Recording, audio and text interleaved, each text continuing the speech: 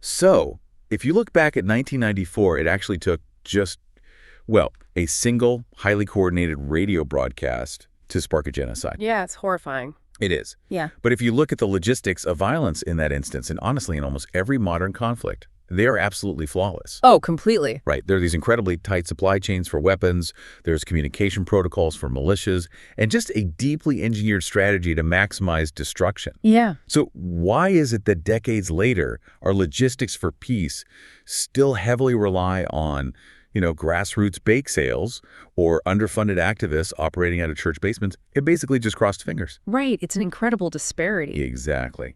And today, we are looking at a blueprint that argues peace shouldn't just be a prayer. Like, it should be a heavily engineered, ruthlessly efficient industrial machine. It's a staggering contrast when you look at the raw data, of global resource allocation. Oh, I bet. Yeah, because the military-industrial complex operates with the precision of a Swiss watch. I mean, it utilizes the bleeding edge of technology, supply chain management, psychological research. Right, they have all the funding. All of it. Meanwhile, the people trying to build sustainable peace are often forced to operate like amateur startups perpetually stuck in the seed funding round. Oh, no, that's a great way to put it. Yeah, they have the moral high ground, sure, but they completely lack the operational chassis to actually scale their impact. Which is exactly why the source material for today's deep dive is really going to challenge a lot of deeply held beliefs about how we, fix the world. Definitely. We are unpacking a highly specific, super detailed section from a manifesto titled The Blueprint for a Peaceful World, version 1.0. The public academic version, yeah. Right. And specifically, we are putting on our blinders today to focus exclusively on point 22 of this document. Which is such a dense section. So dense. It's titled Peace, Infrastructure, and Social Franchise Enterprise NGO. Yeah, and the stated mission of this section, it isn't to debate the philosophy of human goodness. It really operates entirely on the premise that peace is a mechanical, infrastructural challenge. Okay, so less about singing Kumbaya and more about building a bridge. Exactly. The authors are attempting to bridge that massive canyon between high-minded humanistic ideals and, boots on the ground, scalable operational reality. Right. They are introducing a framework where peace is packaged, it's quality controlled, and it's franchised globally. Okay, let's unpack this. Because merging deeply humanistic, almost spiritual ideals with corporate tech company efficiency is inherently provocative. Oh, it rubs a lot of people the wrong way initially. Yeah. I mean, we simply don't put words like peace and enterprise in the same sentence. Yeah. Usually when we think of an enterprise, we think of massive multinational conglomerates maximizing shareholder value. Right, not NGO workers mediating a civil war. Exactly. But the text opens point 22 with a definition that forces you to just completely recalibrate your entire perspective. Yeah. It states, and I'm quoting here, peace is not the absence of war, but the presence of institutions. That single sentence redefines the entire battlefield. It really does. Because framing peace as the absence of war, that's a negative definition, right? It defines a concept by a void, by what isn't happening. So, if two armies run out of ammunition and simply stare at each other across a trench, technically there is an absence of war, but nobody would call that peace. Exactly. Nobody wants to live in that trench. So by defining peace as the presence of institutions, the manifesto turns peace into a positive, tangible asset. So it becomes a thing you build. Yes. You build it brick by brick, protocol by protocol, utilizing the exact same institutional rigor as, say, a central bank or a global health organization. Right. And the text argues for building what it calls an enterprise-grade NGO. Which is a wild concept. Totally wild. It proposes a non-governmental organization that combines ethical imperatives with the systemic, robust efficiency of a massive technological company. Yeah. And the ultimate goal, and this is where I really started to raise an eyebrow reading this, is to create a recognizable brand of peace that guarantees quality and results. The branding part always catches people off guard. Yeah, I have to push back here. Isn't branding peace a bit like trying to put a corporate logo on a sunset? It sounds cynical at first, yeah. Right. We instinctively associate peace with grassroots authenticity, local mediators, organic community healing. Are we talking about some sanitized, soulless, McPee's franchise where local flavors completely erased. It's just copy-pasted everywhere. Yeah, in the name of corporate efficiency. Yeah. Because history shows us that copy-pasting Western corporate models into developing or conflict-ridden nations, that usually creates more problems than it solves. That is the natural fear, definitely, whenever the word branding enters the social sector. But let's strip away the corporate marketing connotations for a second. Yep. Let's look at what a brand functions as in pure logistical terms. A brand, at its core, is just a promise of consistency and a reduction of cognitive load. A reduction of cognitive load. Give me an example of that. Well, think about if you travel to a foreign country and your laptop breaks. Oh, the worst. Right, stressful. But if you see the logo of your laptop manufacturer's official store on the street, you feel immediate relief. Because I know they can fix it. Because you know exactly what the diagnostic process will be, you know the repair standards, and you know there is a centralized accountability structure if they mess it up. Oh, that makes a lot of sense. Right. So the manifesto is asking a very uncomfortable question. Why do we demand that level of rigorous consistency for our consumer electronics, but tolerate total amateurism when it comes to intervening in human conflict? Wow, okay. So you're saying that right now, if a community is in crisis, the interventions they receive are essentially just a lottery, depending on which NGO happens to secure the grant money for that specific region. Sadly, yes. That is the harsh reality of the current landscape. Man, that's bleak. It is. Global peace initiatives have been fueled by immense passion and deeply brave individuals. We can't discount that. Of course not.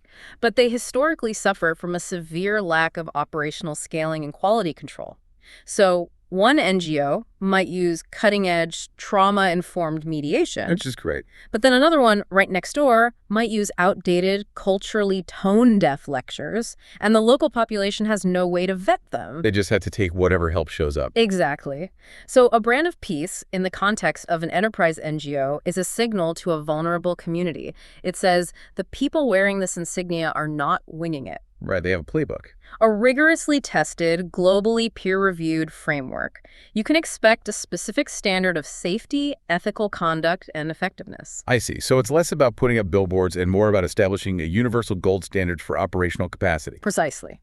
I want you, the listener, to reflect on your own professional life for a second. Think about a genuinely brilliant project or initiative you tried to launch at work. We've all had them. Yeah.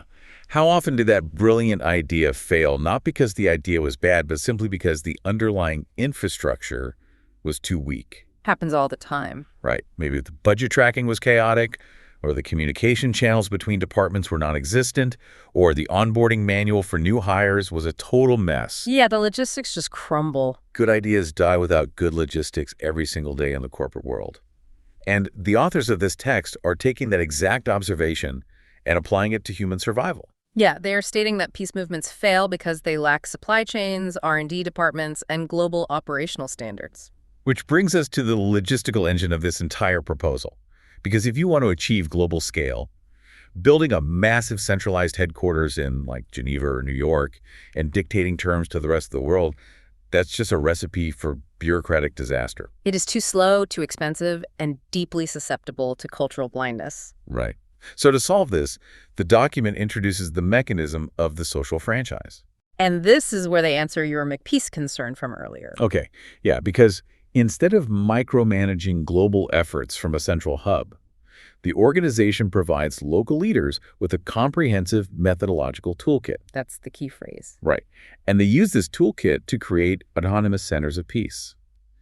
It reminds me of how a global coffee shop franchise operates. Sure. But instead of handing over the operational manual for making the perfect vanilla latte or calibrating an espresso machine, they are handing over the operational manual for conflict resolution, trauma healing, and community building. Exactly. It's the infrastructure, not the content. But I still have a conceptual hurdle here. You can standardize the temperature of milk, right? Can you really standardize the de-escalation of a century-old ethnic conflict?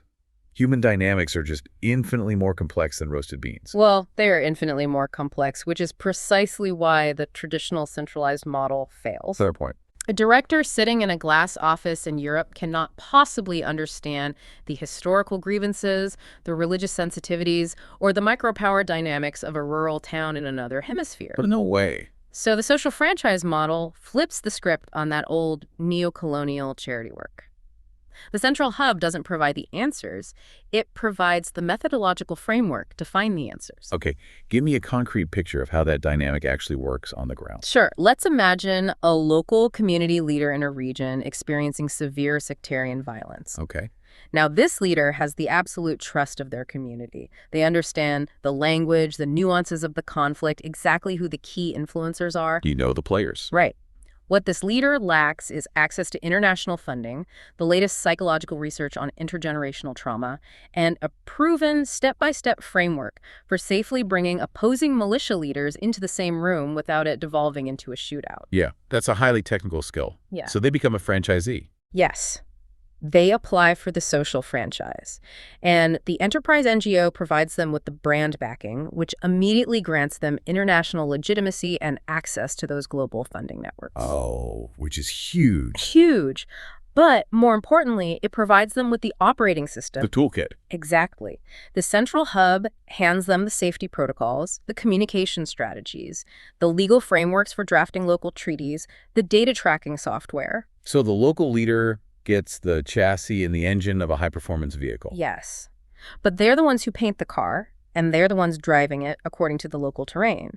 They retain absolute autonomy over the cultural application of those tools. So it combines the massive scale, the financial leverage, and the data pooling of globalization with the hyper-relevance and sensitivity of localization. Exactly. You don't need to hire 1 million employees. You just need to empower a network of thousands of autonomous franchisees who are all running the same high-quality operating system. And that network structure solves another massive problem in the nonprofit world: isolation. Big time. Right.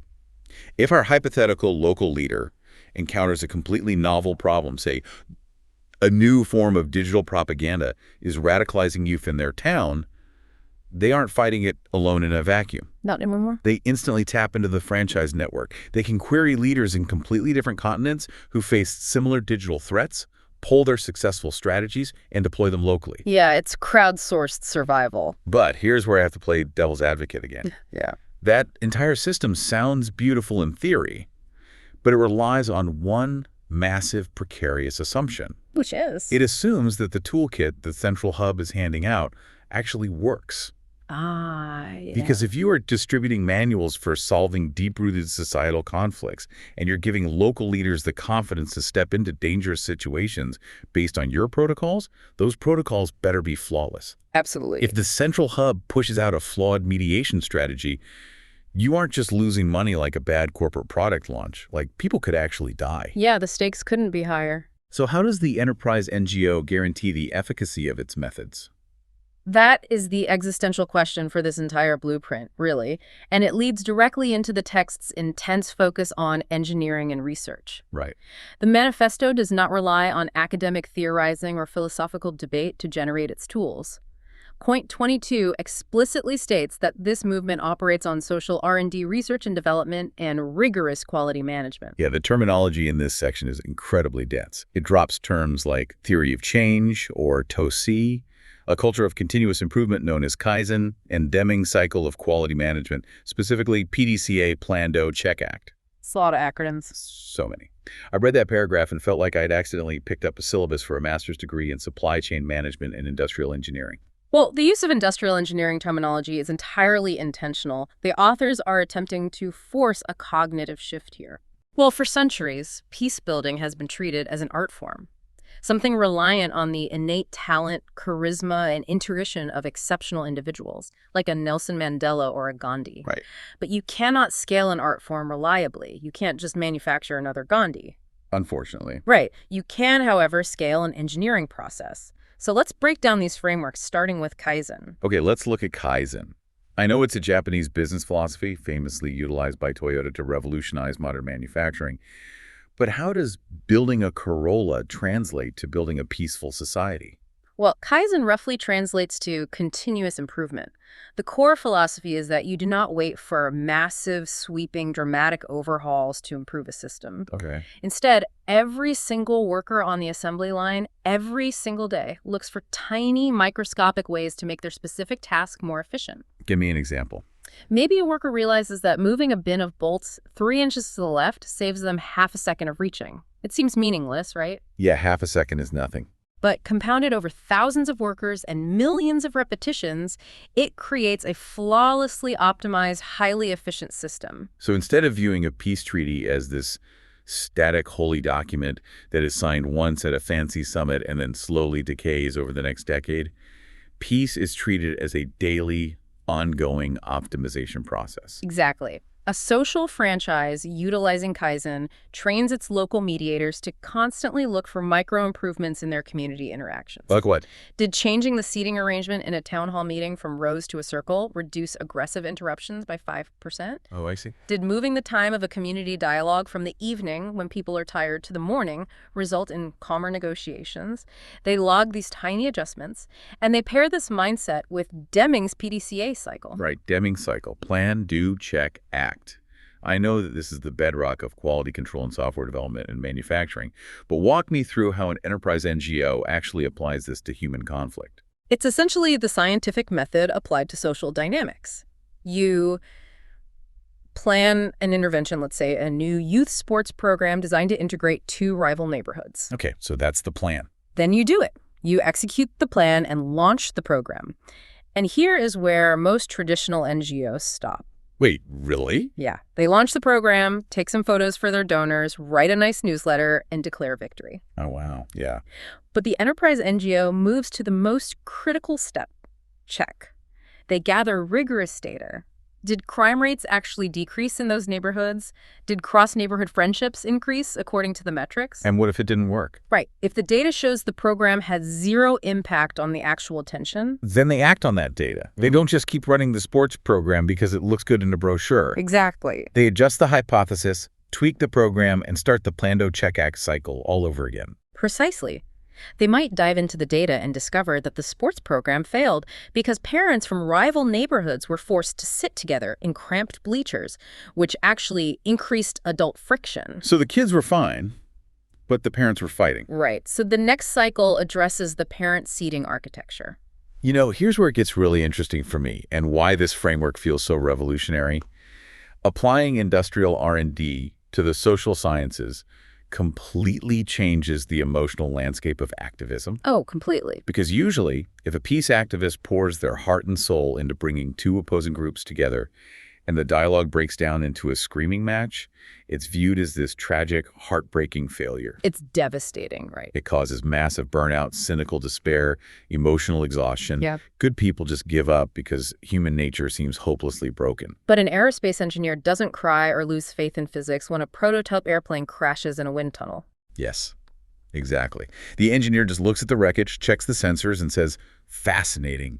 The wing strut snapped at 400 miles per hour under lateral wind shear. Yeah, let's log the data, adjust the titanium alloy, and run it again. Right. The enterprise NGO is essentially proposing that we A/B test human relationships in community building. It really is. It completely removes the emotional devastation from activism, replacing it with the cool, analytical, iterative mindset of a scientist.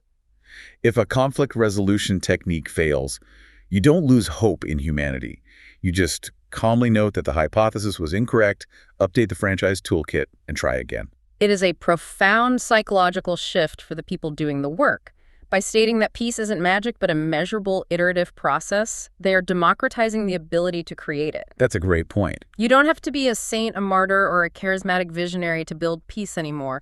You just have to be disciplined enough to follow the scientific method, check your ego at the door, and accurately log the data when your idea fails. Think about how you, the listener, might apply this plan-do-check-act cycle to a persistent conflict in your own life right now. Yeah, try it out. Maybe you have a difficult dynamic with a colleague who constantly talks over you in meetings, or a recurring, exhausting argument with a family member over the holidays. Usually, we just repeat the exact same emotional reactions and hope the other person magically changes. Which never works. Never works. But what if you treated the relationship like an engineering problem? Plan a slightly different way to respond. Do it. Check if the outcome was better or worse. Act on that new data for the next interaction. It removes the victimhood and gives you a tremendous amount of agency. It empowers you because you stop seeing the conflict as a permanent, immovable character flaw in the other person. Right. And you start seeing it as a systemic interaction that simply requires better design and continuous tweaking. And that systemic, data-driven view is absolutely crucial for the next major concept the text introduces. Because if you are operating a global network of franchises in highly volatile environments, you cannot just hope to avoid crises. Crises are inevitable. Exactly. You have to design an organization that thrives on them. The Manifesto explicitly highlights the concept of anti-fragility. Yes, and the text defines anti-fragility as building systems that become stronger from challenges.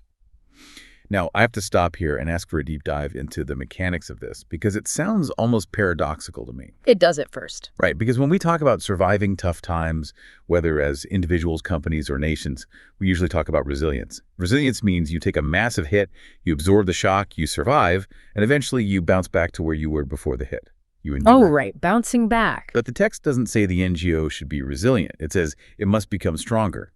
How does a global peace organization actually gain strength from being attacked or from facing a massive, destabilizing crisis? That seems totally counterintuitive. To understand this, we really have to look at the work of thinker Nassim Nicholas Taleb. He actually coined the term anti-fragile. Okay. While the Manifesto doesn't name him directly, it is lifting his theory wholesale. Taleb categorizes systems into a triad. Things are either fragile, robust, or anti-fragile. Right, break those down for me. So a fragile system is like a crystal teacup. If you expose it to the stress of a drop, it shatters and is destroyed. Makes sense. A robust or resilient system is like a heavy plastic cup. You drop it, it bounces, it takes the stress, but it remains exactly the same. It survived, but it didn't improve. So what on earth is an anti-fragile system? Well, the classic examples of anti-fragility are biological. Think of the human immune system or human muscle tissue. If you sit on a couch all day, your muscles atrophy. They require stress. Right. When you lift heavy weights, you are actually creating micro tears in the muscle fibers. You are subjecting the system to a crisis, a stressor. And the body responds to this localized damage, not just by repairing the fibers to their previous state, but by overcompensating. Oh, it rebuilds them bigger. Yes, it rebuilds the tissue denser and stronger so that the next time it faces that specific weight, it won't tear. The system actually requires the stress to increase its capacity. Okay, the biological analogy makes perfect sense. Lifting weights breaks the muscle down to build it up stronger. But how does a decentralized, bureaucratic enterprise, NGO, lift weights? How does an organization experience micro tears and rebuild stronger? The key is the synthesis of the decentralized social franchise network and the rapid PDCA feedback loops we just discussed. Okay. In a traditional, heavily centralized organization, a crisis is usually a threat to the entire system. Let's say a traditional NGO's headquarters faces a coordinated smear campaign by a local warlord, or their primary funding gets frozen by a hostile government. Then the whole thing shuts down. The central hub is paralyzed, and the entire global operation grinds to a halt. The centralized core is fundamentally fragile. But the enterprise NGO operates on a decentralized franchise model. Exactly. So let's run a hypothetical scenario. Imagine one specific local franchise node, let's call it Node 47 in Region X, faces a completely novel threat. Like what? Let's say a hyper-nationalist political group deploys a brand new type of deep fake digital propaganda specifically designed to incite violence against a minority group. This is a stressor. It's a localized crisis. Right. That specific franchise node might struggle immensely. They might deploy their standard de-escalation protocols, and those protocols might completely fail against this new digital weapon. The node might experience a temporary collapse in local stability. In a normal system, that's just a tragedy. The node fails, the violence happens, everyone writes a sad report. But in an anti-fragile, open learning ecosystem driven by Kaizen, that struggle is not a dead end. It is immediately commodified as high-value data. Oh, wow. The network watches Node 47 fail, and the central social R&D hub instantly analyzes why it failed. So the network says, okay, franchise Node 47 encountered a novel digital weapon. They tried dialogue protocol A, and it failed completely. They pivoted and tried protocol B, which involves community radio broadcasts, and it mitigated the violence by roughly 40%. Yes, exactly. The failure and the partial success are analyzed in real time. The central hub's engineering team takes protocol B, refines it, tests it against psychological models, and upgrades it into protocol C. And then let me guess, just like a tech giant pushing a critical security update to millions of smartphones overnight, they push the upgraded software patch out to the entire global network of franchises. You got it. Wow.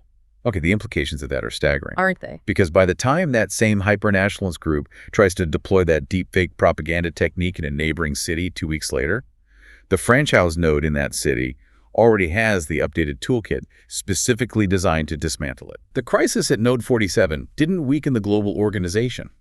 The crisis literally fed the system's intelligence. The stressor provided the exact data needed to make the entire global network immune to that specific threat moving forward. That is the literal definition of thriving on chaos. It is a systemic immune response. Every failure in one localized area guarantees that thousands of other areas will never make that same mistake. This means that the more complex and chaotic the global environment becomes, the more data the organization absorbs, and the smarter and more effective its operational manual becomes. Okay, that brings up a massive structural question, though. We've talked extensively about how the network learns from failures and pushes out updated protocols and toolkits.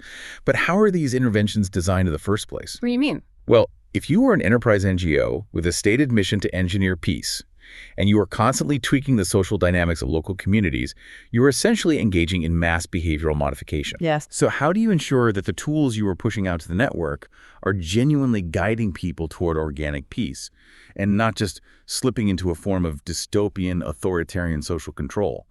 Because manipulating human behavior, even with the best intentions, is an incredibly slippery slope. It is. The authors of the blueprint anticipated this exact ethical and logistical trap, and their solution takes us into what I consider the most intellectually thrilling part of point 22. Oh, lay it on me. The text outlines a framework it calls Peace by Design. It specifically mandates the use of two highly specialized disciplines, value-sensitive design, or VSD, and choice architecture. Okay. The stated objective is to design physical and social systems where the peaceful cooperative solution is simply the default setting. Let's start with choice architecture, because that term pops up in behavioral economics all the time. But applying it to global conflict is a pretty wild leap. What is choice architecture in a practical sense? The foundational premise of choice architecture is a recognition that there is absolutely no such thing as a neutral design. Every system, every room, every digital interface, every legal procedure, it's all designed by someone. Right. And that design heavily influences the choices people make within that system. Yeah. You cannot present a choice neutrally. The classic example of this is the school cafeteria, right? Yes, exactly. Imagine a cafeteria line. The school puts the fresh apples and bananas at eye level, brightly lit, right next to the checkout register. Then they put the sugary sodas and the junk food on the very bottom shelf in the back where you have to bend over to reach them. Right. The kids still have complete freedom of choice. No one is banning the junk food. No one is acting like an authoritarian dictator. Yeah. But the system is architected to make the healthy choice the easiest, most frictionless, most visually appealing option. Yes. The default setting of that environment is health. And the manifesto is saying we need to do exactly that, but for human behavior in society. That is a perfect translation of the concept. Now, apply that cafeteria logic to a community in conflict. When a dispute arises between two groups, what is the current default setting of their environment? Often, our modern societal architecture makes escalation the easiest, most frictionless path. Look at social media algorithms. They are a massive, highly engineered form of choice architecture. And currently, their default setting is outrage. 100%. The platforms are designed to make it incredibly easy. Literally, the push of a single button to retweet a hateful, polarizing statement because outrage generates user engagement and ad revenue. It is frictionless to escalate. Yes, it feeds the machine. Meanwhile, trying to engage in a nuanced, empathetic dialogue on a platform like Twitter or Facebook requires massive effort, patience, and going against the grain of the entire user interface. The architecture literally pushes you toward conflict. Exactly. So peace by design means consciously reversing that engineering in both digital and physical spaces.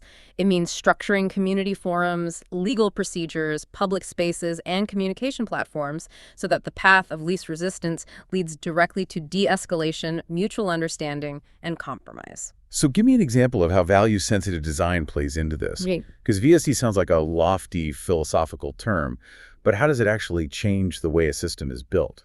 Value-sensitive design is a methodology that insists we must embed moral and humanistic values directly into the core engineering of our technologies and institutions from day one. Okay, from day one. Right.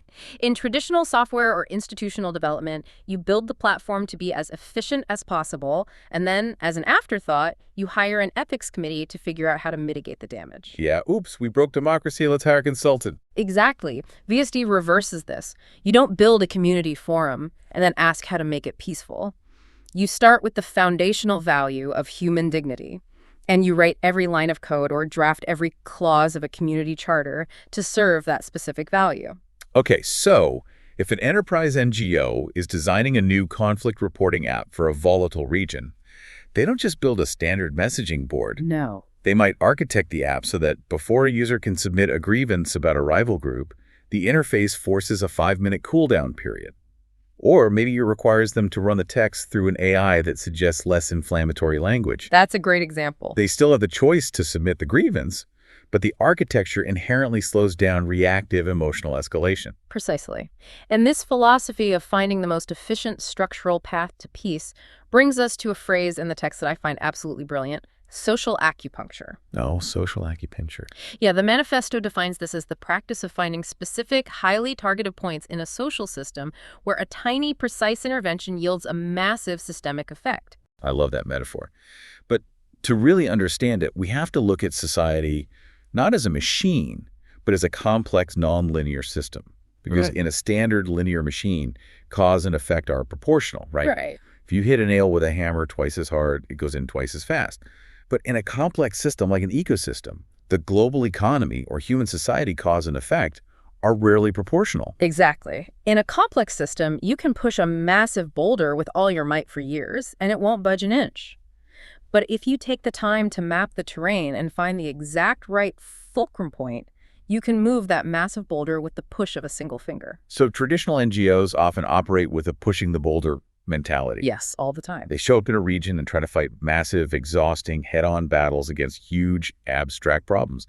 They declare war on poverty, Right. or systemic hatred, or historical inequality. Right, very broad strokes. And they throw millions of dollars and thousands of man-hours at these abstract concepts. And usually, the system just absorbs the energy and remains unchanged. It leads to massive burnout. But the enterprise NGO, acting as a social acupuncturist, refuses to fight the boulder directly. They look for the pressure points. It requires an intense, almost obsessive level of study and mapping. Just as a medical acupuncturist must spend years studying the meridian lines, the nervous system, and the pressure points of the human body before inserting a needle, the enterprise NGO must deeply map the local community. So they aren't just looking at the obvious stuff. No, they aren't looking for the obvious centers of power like the mayor's office or the military base. They are looking for the hidden, seemingly insignificant leverage points that dictate the daily flow of societal energy. Okay, let's flesh this out into a realistic scenario. Paint a vivid picture of what a social acupuncture intervention actually looks like on the ground. All right. Imagine a rapidly growing city in a developing nation. The city is bisected by a river, and two distinct ethnic groups live on either side. Historically, there has been simmering tension, but recently it has begun boiling over into daily, violent street clashes. Okay, pretty common scenario. Now, a traditional, well-funded international NGO arrives. They look at the big picture of ethnic hatred. They decide the solution is to foster unity, so they spend $100,000 organizing a massive peace concert in the city center. I can see it now. They bring in musicians, politicians give speeches about brotherhood, people dance. For one night, it feels amazing. The boulder seems to have moved. But the next morning, the sun comes up, everyone goes back to their routines, and 3 days later, the street clashes start again. Exactly. Because the systemic friction hasn't changed at all. Right. Now, the enterprise NGO arrives. They don't throw a concert. They deploy a small team of local franchisees, the social acupuncturists. These individuals spend 3 months doing nothing but observing the daily routines of the city.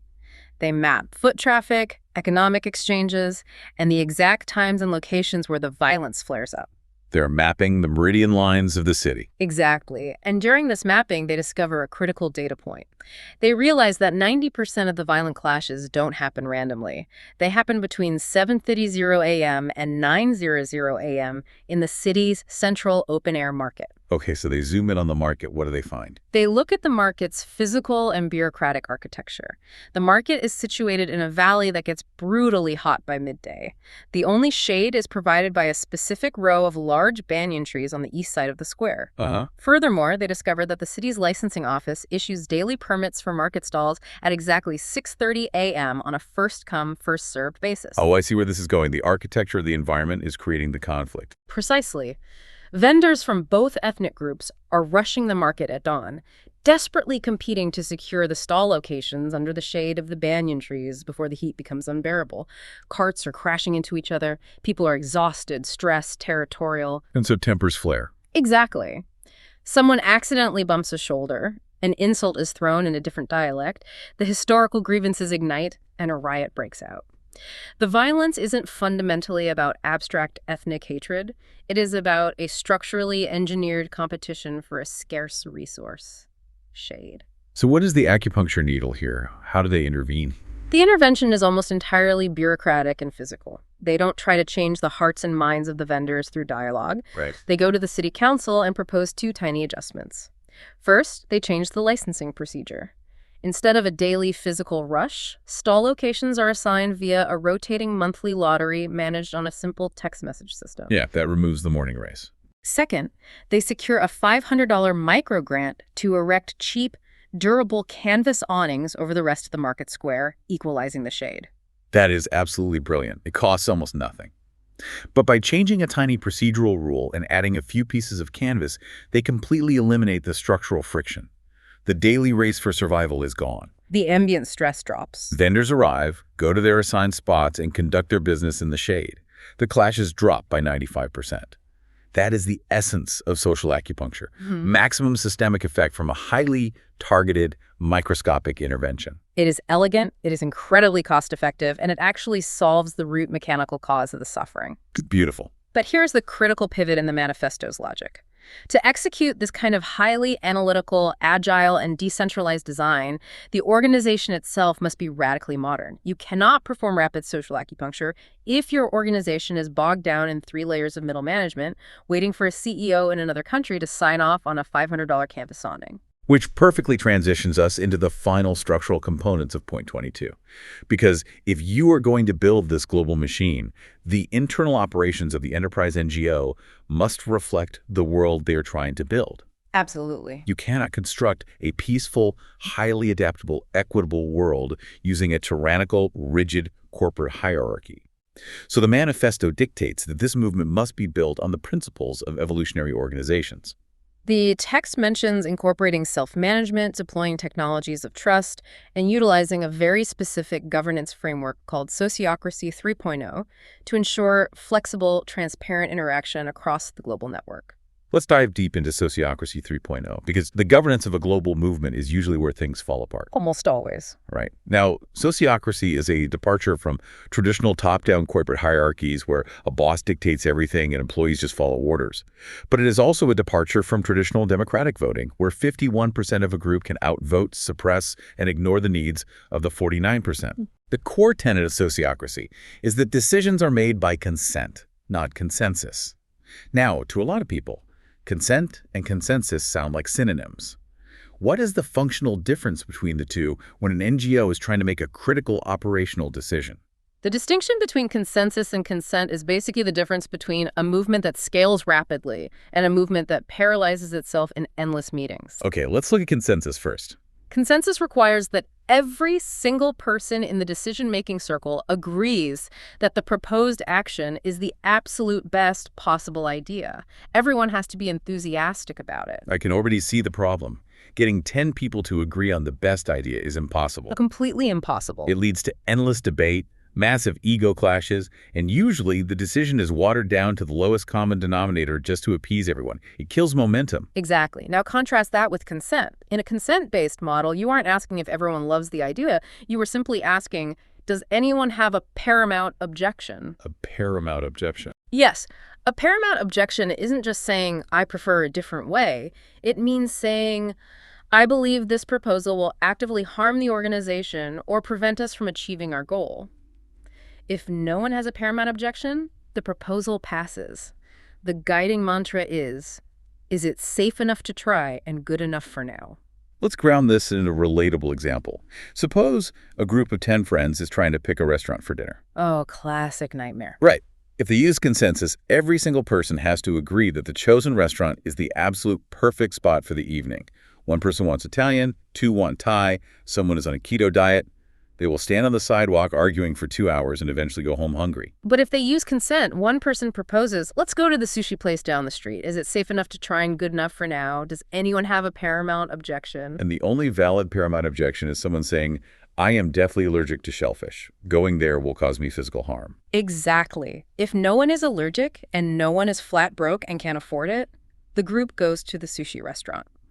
8 of the 10 people might have slightly preferred pizza, but they consent to sushi because it doesn't harm the group's overall goal of eating together. It prioritizes momentum and action over perfection. That is a massive paradigm shift. Yep. It ties directly back into the PDCA and Kaizen cycles. You don't need the perfect plan. You just need a plan that is safe enough to try. Yeah. You execute it, gather the data, and iterate. Yes. But wait, how do you prevent the charismatic, loud members of the group from steamrolling the quieter members? If I have an objection, but the leader is intimidating, I might just stay quiet. That vulnerability is exactly why sociocracy is paired with what the text calls technologies of trust. Okay, what are those? In many traditional social movements, trust is treated entirely as an emotion. The rhetoric is always, we have to trust each other because we are comrades fighting for the same cause. But human emotions are incredibly fragile. When a movement faces intense external pressure, egos clash, paranoia sets in, and accusations of corruption fly. Throughout history, we have seen revolutionary social movements tear themselves apart from the inside because emotional trust evaporated. The revolution eats its own children, as the saying goes. Factional infighting destroys more NGOs than external enemies do. Precisely. The enterprise NGO framework attempts to mitigate the destructive power of the human ego by building trust directly into the cold, hard protocol of how they operate. So systemizing trust. Yes. Technologies of trust can include transparent digital accounting ledgers where every single dollar spent by every franchise is publicly visible. Oh, nice. It includes immutable public decision-making logs. It might involve decentralized digital voting for resource allocation. You don't have to rely blindly on the emotional honesty or charisma of the franchise leader because the system itself mathematically enforces transparency. So they are embodying the structural piece they want to see in the world within the very architecture of their internal meetings. Which brings us to the final, and arguably most explosive piece of the puzzle. The text explicitly states that this entire movement, all of these methodologies, the franchise toolkit, the Kaizen data, the social acupuncture maps, it all relies entirely on an open source protocol. Yes. Everything is completely transparent and freely accessible to anyone, anywhere. This is perhaps the most subversive, paradigm-shifting element of the entire blueprint. By making the code for peace open source, they are refusing to own it. They are giving the entire operating system away to humanity. To understand the gravity of this, look at the software world. Linux is an open source operating system. Because it is open source, millions of developers around the globe can constantly audit the code, find security bugs, and submit improvements. And it's incredibly robust because of that. Which is why it runs the vast majority of the world's enterprise servers. Yeah. Contrast that with proprietary software locked behind a corporate wall. If the methodology for conflict resolution is proprietary, if it's locked behind a patent, a $5,000 certification course, an elite university degree, or a massive paywall, its global impact is fundamentally bottlenecked. But if the enterprise NGO makes the protocol open source, anyone on the planet with an internet connection can audit it, use it, and contribute to it. Anyone. A high school teacher in a rural village in Colombia can download the conflict resolution protocol, test it in her classroom to stop bullying, adapt the language to fit her culture, and upload her specific improvements back to the global community. She becomes a developer of global peace. Exactly. But I have to throw one last major challenge at this. If the code for conflict resolution and social mapping is completely open source, what stops a malicious actor from using it? The bad guy scenario. Right. What stops an authoritarian dictator from downloading the manual, studying exactly how communities build trust and map their social meridian lines, and then reverse engineering those tools to violently suppress protests and crush dissent? It is a valid fear, but the history of open source technology provides the counter-argument here. Open systems possess a profound structural advantage over closed systems. Speed of adaptation. Okay. Yes, a bad actor can analyze the open source manual to find vulnerabilities in a community's organizing structure, but they're competing against a global network of millions of decentralized nodes that are also analyzing the system. It's a cybersecurity dynamic. Exactly. When a hacker finds a vulnerability in open source software, they might exploit it temporarily. But the moment the attack happens, the entire global community of white hat developers sees the exploit, analyzes it, and patches the vulnerability in a matter of hours. Ah, I see. So if a dictator tries to weaponize a social toolkit to suppress a community, that community plugged into the global franchise network immediately logs the attack data. The network analyzes the dictator's methodology, formulates a counter protocol, and pushes an immunity patch out to the entire world. And the dictator's new weapon becomes obsolete almost immediately. Exactly. A closed authoritarian system simply cannot innovate fast enough to defeat an open, globally distributed learning network. It creates a literal global immune system that belongs to everyone and cannot be captured by anyone. It bypasses gatekeepers entirely. You can't ban an open source protocol. You really can't. Even if a government outlaws the official enterprise NGO, the knowledge is already decentralized, living on laptops and in the minds of thousands of independent operators. It makes the movement truly unstoppable. It is the ultimate realization of their defining goal. Shifting peace from a fragile, emotional ideal dependent on human perfection to a robust, ubiquitous infrastructure that operates effectively despite human imperfection. Which brings us to the summary of this massive paradigm shift we've explored today. We started with the idea of moving away from viewing peace as an abstract, somewhat naive hope that we just wait for. Instead, through the highly specific lens of point 22, we are viewing peace as a tangible, scalable infrastructure. By utilizing decentralized social franchises to empower local leaders, treating community interventions as rigorous engineering R&D with continuous Kaizen improvement. Using choice architecture and social acupuncture. Yes, to make harmony the default physical setting of a society and making it all ruthlessly transparent through an open source protocol, peace genuinely becomes an enterprise-grade product. It is no longer just a philosophy. It is a scalable technology of human survival. And I want to remind you, the listener, that this framework isn't just a theoretical model for global activists negotiating international treaties. Definitely not. The principles we have decoded today scale all the way down to the micro level of your daily existence. Treating your own community, your workplace, or even your family dynamic as a complex system requiring precise social acupuncture rather than brute force arguments is a deeply practical tool. You don't have to fight the boulder. You just have to map the environment and find that small structural leverage point. And the concept of peace by design, making positive outcomes the default setting through careful choice architecture, that is something you can literally apply to the layout of your home or your office today. Absolutely. Which leaves me with a final, slightly provocative thought for you to chew on as we wrap up. It is an implication derived directly from this idea of choice architecture. If the entire overarching goal of this enterprise NGO movement is to engineer vast social systems where peaceful resolution is simply the path of least resistance, you have to turn that critical lens inward. Right. Take a look at yourself. Ask yourself, what are the current default settings you have accidentally engineered in your own life? That is the most critical question anyone can take away from this material. When conflict arises in your home, or when a tense miscommunication happens at your workplace, what is the architectural path of least resistance you have laid out? Does your personal architecture, your daily habits, your tone of voice, the physical layout of your living room, the way you structure your text messages default to escalation and defensiveness? Wow. Are you forcing yourself and your loved ones to constantly fight the boulder? Or have you consciously engineered a default path to de-escalation? Are you currently running an outdated, fragile operating system that shatters under stress? Or are you ready to upgrade to an enterprise-grade, anti-fragile protocol for your own life? The blueprint is out there. It has been open source. The rest is entirely up to us to implement. Thank you so much for joining us on this incredibly deep dive into the mechanics of a peaceful world. We hope it sparked a new way of thinking for you, and we invite you to keep questioning the systems around you, and more importantly, the systems within you. Until next time.